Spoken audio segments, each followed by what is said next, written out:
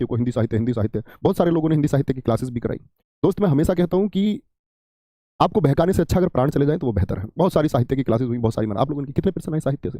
मैंने आपको कराई, 2 क्लासेस कराई। आपके पास में पेपर है चारों शिफ्ट के, सिर्फ 2 कक्षाएं हैं, 1-1 घंटे की कक्षाएं, मिला के देखिए अगर 1% भी बाहर हो तो स्कोर में देख पा रहा हूँ 31, 35, 34, 30। तो बहुत धैर्य के साथ तैयारी करनी है। अपने आपको ये विषय को समझना होगा कि अगर आसान है कितना कर पाना मात्र काफी होगा, उतना कर पाना काफी होगा। जिस विषय के लिए ज्यादा एफर्ट की जरूरत है, मान के चलिए जीएस अनसर्टेन रहता है तो उस पर ज्यादा समय लगाना है। हिंदी के प्रैक्टिस सेट में हम डेली आपको 40 से 45 मिनट यहाँ संभाले रखेंगे, कभी वो कम ज्यादा हो सकता है। तो आप शुरू करेंगे भैया जी, आ जाएंगे भाई साहब। री ध्वनि किस स्वर के अंतर्गत आती है? अब सिर्फ उत्तर आने चाहिए और कोई बात मेरे प्यारे दोस्त नहीं होनी चाहिए।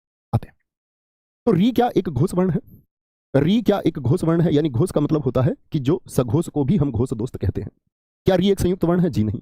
क्या री एक आपका हस्व स्वर है? अगर मैं बात करूं हस्व स्वर को हम क्या बोलते हैं दोस्त? लघु स्वर। लघु स्वर या छोटा स्वर भी उसको हम कहते हैं, या उसको मैं कितनी मात्रा होती है आप कहेंगे भैया जी इसको हम एक मात्रिक स्वर भी कह सकते हैं।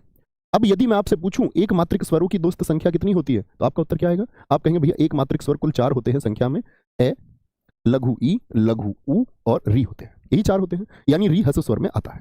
ये बात मानोगे या नहीं मानोगे? जी भैया मान लेंगे। ओष्ठ्य वर्ण कौन कौन से होते हैं? कंठ, फिर तालु आता है आपका, ठीक है, फिर मूर्धा